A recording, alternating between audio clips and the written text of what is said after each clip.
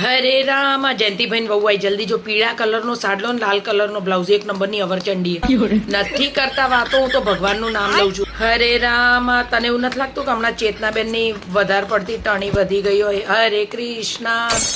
લાયા છે આ લોકો લાણીમાં શું લાયા છે?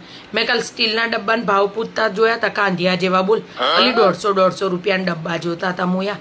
હરે રામ પેલી જયેશભાઈ છોકરો નહીં કોકને લઈને ભાગી ગયો. હરે કૃષ્ણ નથી કરતા વાતો બાપા. અલી સફેદ સાડી નહીં ગોડી આમ જો આમાં અંદર ગોલ્ડન પટ્ટીઓ છે. આ તો બહુ હેવી સાડી.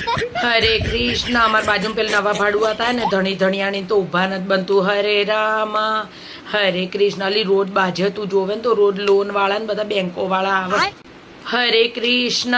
હરે રામ. અલી હું તો કઈ લાણી માટે આવતી જ નથી. જો હું તને કહું એ હાલો ગરદણી ચા તો પીવડાવ. છેલ્લે પેલ સુમનભાઈ ત્યાં હતા ને ભજન તો બધા માટે ગાંઠિયા ને એવું લાયા હતા. હરે કૃષ્ણ. શું રાખ્યું પ્રસાદમાં? સુખડી જેવી સુગંધ આવેલી. હરે હરે કૃષ્ણ. શીરો બનાવ્યો? મને તો સુખડી લાગે. જો સાચું કહું ચેતનાબેન હું ભજનમાં હું તમે મને કાયમ ટોક ટોક કરો ને મને 1 રૂપિયાની વાત કરવાનો એવો ટાઈમ ના. 2 ઘડી ભગવાનનું નામ લેવા આવીએ થોડા વાતો કરવા આવીએ છે.